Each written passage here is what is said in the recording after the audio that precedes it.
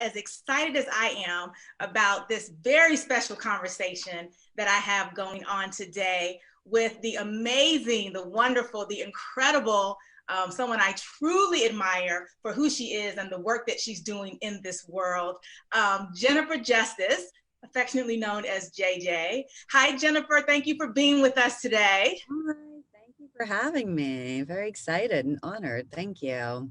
Yes, I am really looking forward to this conversation. Many of you already know that JJ is going to be joining us at the upcoming Get Radical Women's Conference Yes, I happening March 20th through 22nd in Atlanta.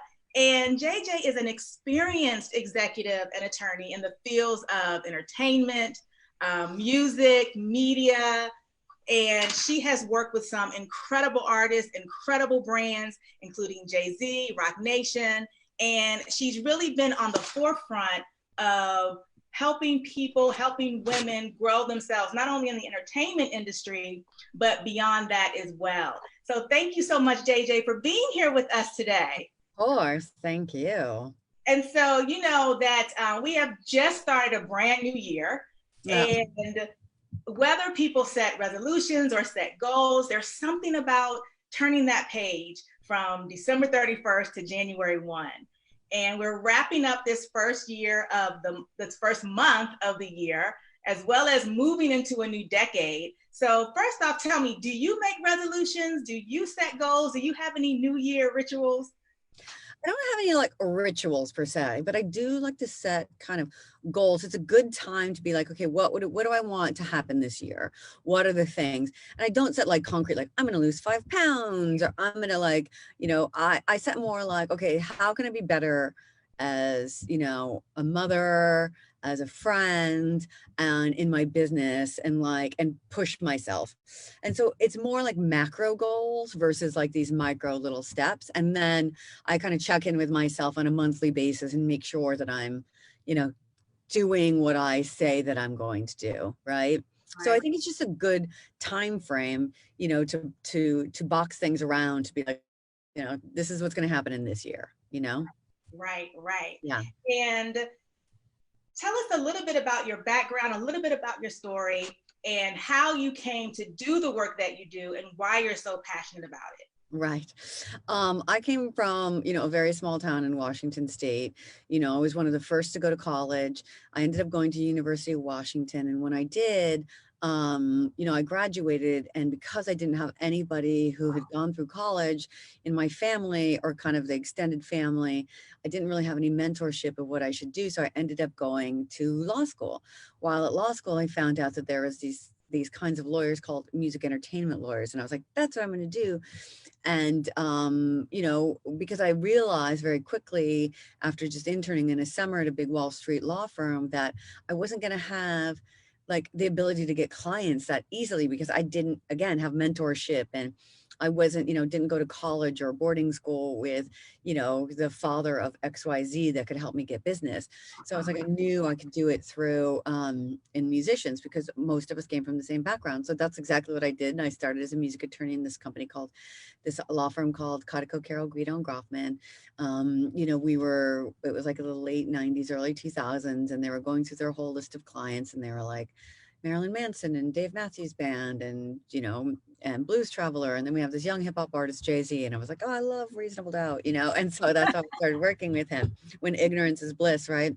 Right. And so, in the music industry, the lawyers have a pretty big role in their artists' careers because, their agents only service one area, which is the live performances. So I really got a firsthand look into the business side of all of the music industry. So I grew up in the business, I just started accumulating more and more clients. And another side angle that we did, so we're doing Jay-Z and Outkast and Method Man and Redman and, had all these amazing artists, but we were also representing a lot of executives. And I represented a guy who was a director at a big publishing company, and he was like entry level, getting $130,000 a year. And then I did the senior director for a woman, and she was getting 90. And I was like, I'm sorry, what? Like, and I was outraged. And I was Yeah. like, no one else seemed that outraged about it though. And I was like, why is this okay with everybody? Like, she's a woman and she's getting less money. And so it was always kind of my passion on the side to have gender equality. And then, I did the deal for Jay-Z to start Roc Nation. Then I came in-house. I was the general counsel there. Then I became the EVP. Jay-Z had turned his hobbies into businesses. I had a big part in a lot of that. And then I, segued that in Roc Nation of helping other artists do the same. I left there 4 years ago. I went to a company called Superfly, which is a live experience company. They own music festivals in Bonnaroo and Outside Lands, started a few other and do a lot of experiential stuff. And then, all told though, I was still had this big passion for female equality. I noticed that nothing was really changing and just started thinking about why that was and kind of determined that there wasn't really a lot of help on the business side for women. To really, be there for them in that way. And I, watched men give and worked for men and watched them give each other business and only each other business. And I was like, okay, that's what I can do for women. So I'm really doing, so then I started the Justice Department just under a year ago. And I'm doing the same thing as business development strategy. And I also have a law firm, but I'm hyper focused on doing that for female businesses and entrepreneurs and talent and creatives. Yes.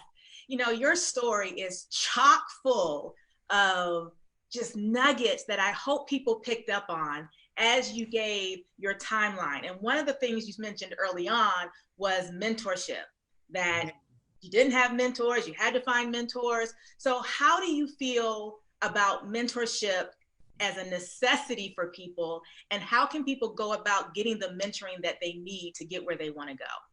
Well, I think I like to have since evolved around that, and I see it more as like sponsorship, right? Because it really should be a two-way street. You should be getting something from each other. I think, what is always worked for men is that they know that they're bringing up the next generation. I liken it to sports where it's like you have the rookie and then you have the star, right? The star was once a rookie, they come up and then they know that they're going to be eventually replaced by these rookies, but you have to work as a team and you have different experience levels and you should be, trying to help each other out no matter what. And I think it's that kind of partnership that you both should be getting something out of it. And it's not just like, I'm giving you all this access, but like we both have to be working towards something bigger, and that's really what it is. And what advice do you have for people who are seeking mentors or seeking sponsorship, and how to begin to go about making those connections and connecting with those who are in a position to be that sponsor for them? Well, if it's somebody looking for one, then I would say, look, don't look to one person, right? You don't know what they're going through at any given time. You know what I mean? Yeah. It's like everyone knows when you have young kids, it's crazy. And then, if they're out, like, so think about like 10 to 20 different ones that you can reach out to on a LinkedIn or whatever. But also it's like, know what you're going to ask, like, and be very direct about it. Like, I want to know these XYZ things. How did you do X, Y, and Z? Sometimes you're like, so I just wanted to know all about you. And I'm like, but that's like, I'm really busy, what I mean? And I got here, like, so you can't do it in a way that's just, not very, like, totally calculated, Right. and Yeah. make sure it's like something that can help. It's like nice to just meet people like, oh, I just want to meet you because you're like famous, but it's like, okay, well, I have no idea what you're doing over here in this kind of area of XYZ. So, it should be somebody that has some practical applicability to it, Yes, yes. And the other piece of your story that I thought was so valuable was taking on people in their infancy stages and being with them as they grow and as they continue to build their brand or build their business. And what was it? Did you see something in Jay-Z or some of the artists that you were working with that said, yes, this is going to go somewhere? Or was it more of going with the flow as they built their brand? Well, I was a little going with the flow as they built their brand because, I was new at the time. And then the older, and more experienced I got, then I could determine whether or not it was somebody that I would want to take on. What I would say to them is like, if you're not working as hard as I am every week, then I don't really want to, it's not like you hire an attorney. It's like, go back and create the magic. You know what I mean? It's like, this is a team effort and people might have their lanes, but if you know somebody that's in somebody else's lane, that doesn't mean like you just you know, go, well, why didn't you do that? Like, we all have to be working together as a team. And then, you know, for me now, it's more like, I have to work with women who really are committed to this cause of female equality, and really understand there's a real problem here. And like, and it's never going to get resolved unless we all work on it on a real, like, almost emergency basis, you Yeah. know? Yes. And when you talk about that, you had kind of a behind the scenes access. So when you saw that a guy was getting more than the woman who was doing the same job or even in a higher position, you were able to like recognize and question that. But I Yeah. think about women who, you know, maybe they're offered, let's just say 100,000, Yeah. and they negotiate and they're like, yes, I got 120, but they still don't know that Yeah. the